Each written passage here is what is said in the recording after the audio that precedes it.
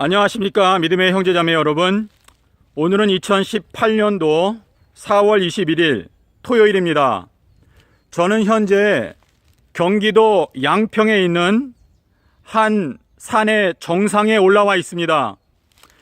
이사야 40장 9절 말씀에 아름다운 소식을 전하는 자여 높은 산에 오르라, 두려워 말고 하나님의 기쁨의 큰 소식을 큰 소리로 외치라 라는 말씀이 있습니다.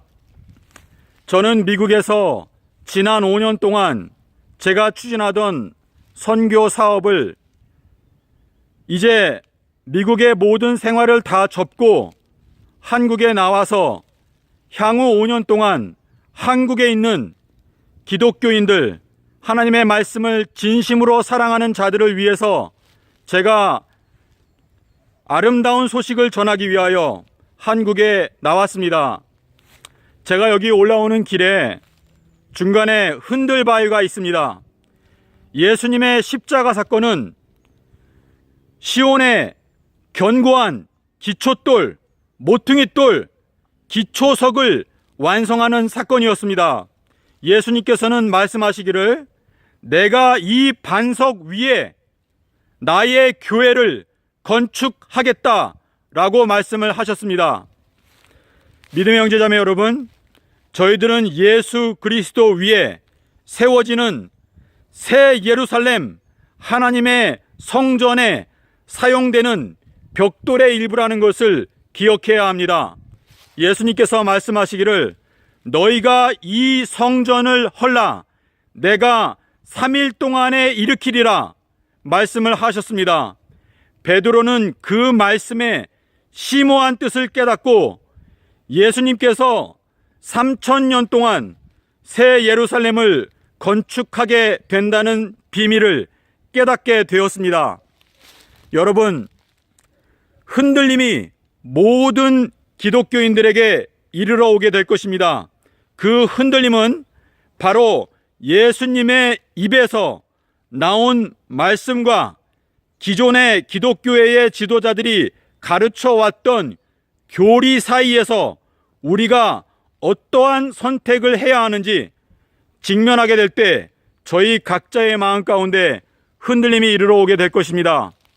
여러분은 예수 그리스도께서 우리들에게 부르시는 시온산 정상에 서기 전에 예수 그리스도의 심판을 통과할 준비가 되셨습니까?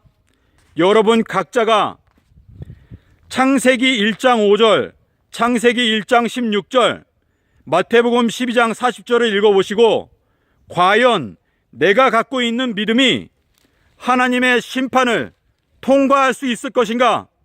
하나님께 기도하면서 자문해 보시기를 바랍니다.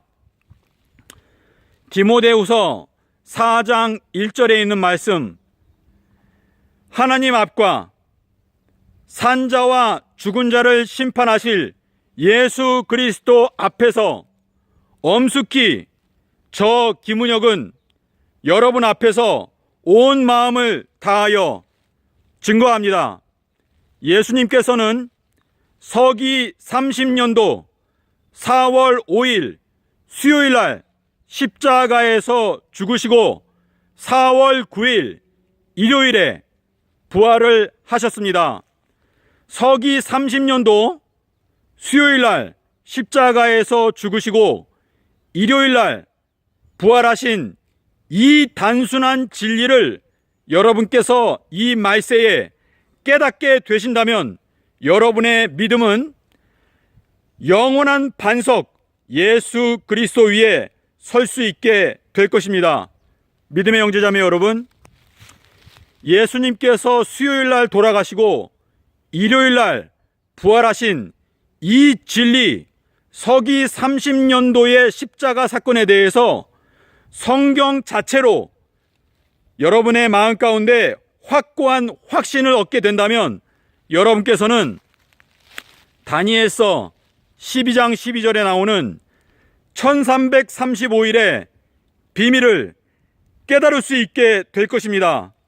믿음의 형제자매 여러분, 여러분께서 사도행전 17장 11절에 나오는 베레아 사람과 같은 정신, 날마다 성경을 읽고 그 말씀이 과연 그러한가 하여 성경을 상고하는 분들이라면, 그리고 제가 말씀드린 이 수요일 십자가 진리, 그리고 일요일 부활 진리, 이 진리에 대하여 좀 더 자세하게 알기 원하신다면 저에게 연락을 주시기 바랍니다.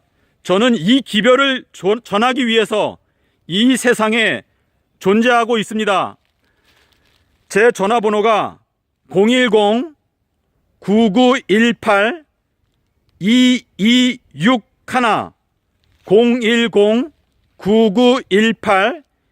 010-9918-2261.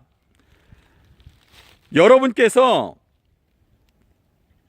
하나님의 인도하심을 받기 위하여 성경 연구를 할 때 가장 기본적인 성경 연구 방법에 대하여 제가 말씀을 드리고자 합니다.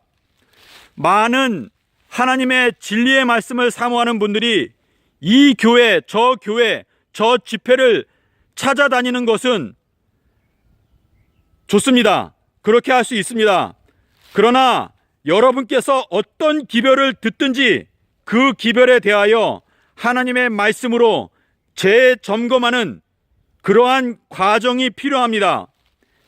성경 연구를 위한 3가지 도구가 필요합니다.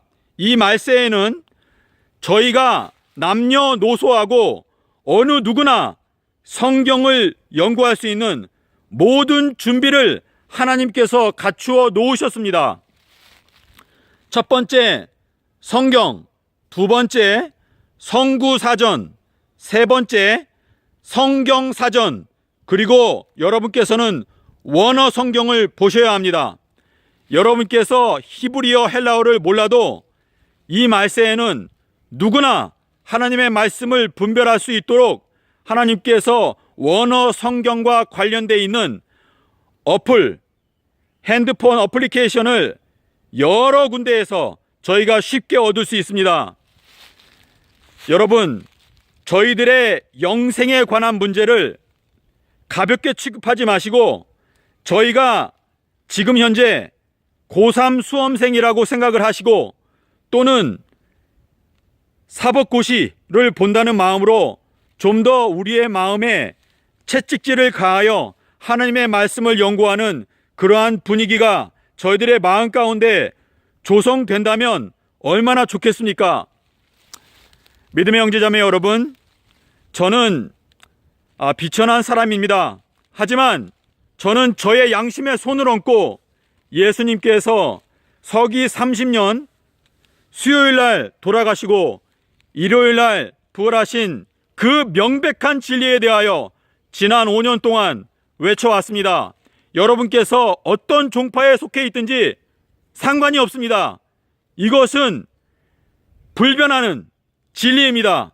그리고 이 진리를 깨닫게 되는 분들은 예수님께서 2030년도 4월 18일에 재림하신다는 사실을 깨닫게 될 것입니다. 예수님께서 마태복음 24장에서 때와 그 날과 그 날은 아무도 모른다 라고 말씀을 하신 것, 그러나 여러분, 그 말씀은 영원히 불변하는, 아무도 재림의 날짜를 결단코 알 수 없다고 하는 그러한 것을 못 박은 것이 아닙니다. 아모스 3장 7절에서 주 여호와께서는 자기의 비밀을 그 종 선지자들에게 먼저 보여주지 않고는 결단코 아무것도 행하심이 없으시리라 말씀을 하셨습니다. 주 여호와께서 말씀하신즉 누가 예언하지 않겠으며 사자가 울부짖은즉 누가 두려워하지 않겠느냐 말씀을 하셨습니다. 사도 바울은 고린도전서 14장에서 나는 너희가 방언을 말하는 것도 좋지만 나는 너희들이 특별히 예언을 하게 되기를 원한다 라고 말하였습니다. 요한복음 7장 17절의 말씀을 마음 가운데 조심스럽게 생각하면서 저희들은 예수 그리스도께서 저희들에게 주시는 성령의 은사, 예언의 은사를 받기 위하여 성경의 예언의 말씀들을 열심히 연구해야 합니다. 오늘날은 하나님께서 저희들에게 예언의 말씀을 깨닫게 해 주시는 성령의 은사를 저희들에게 부어주시는 때입니다. 요한복음 16장 13절에서 그 성령이 오시면 너희들에게 장래에 일어날 일들을 알게 하시리라 말씀을 하셨습니다. 믿음의 형제자매 여러분, 밭에 감추인 보화에 대하여 생각해 보십시오. 예수님께서는 이 우주에서 가장 존귀한 보화입니다. 그 예수님께서는 십자가에서 죽으시고 땅 속에서 3일 밤낮 동안 그 땅에 감추어 있었습니다. 그 예수님께서 땅 속에 3일 밤낮 계셨다고 하는 그 귀중한 진리를 깨닫게 되는 자들은 가서 자기의 모든 소유를 다 팔아서 그 고귀한 보화를 얻기 위하여 최선을 다한다 라고 말하였습니다. 믿음의 형제자매 여러분, 예수 그리스도께서 저희들에게 주고자 하시는 것은 영원한 생명과 그리고 결단코 죄를 다시 범하지 않게 되는 영원한 의, 그 평화의 도성에서 저희들을 살게 해주시기 위해서 예수님께서는 기꺼이 십자가의 수치스러운 고통의 죽음을 맞이하셨습니다. 믿음의 형제자매 여러분, 저희가 천국의 보화를 얻기 위해서 저희들은 저희들의 모든 것을 다 투자하여 하늘에 있는 보화를 사야 합니다.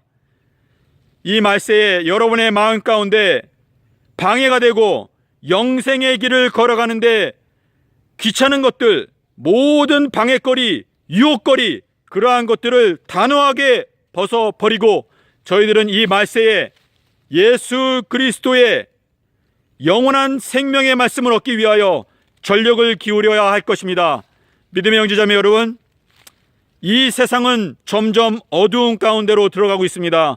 우리가 보는 모든 환경, 그리고 사람들의 마음에는 사랑이 식어져 가고 있습니다. 이 엄숙한 때에 저희들이 정말 전심을 다하여 예수 그리스도께 저희들의 마음을 고정시키고 하나님의 말씀을 부지런히 연구함으로 진리 위에 굳게 서서 예수 그리스도께서 저희들을 사랑해 주시고 선택해 주시고 영원한 본향에 이르도록 허락해 주시는 그 엄청난 축복을 얻게 되는 여러분과 저가 되시기를 간절히 바랍니다. 감사합니다.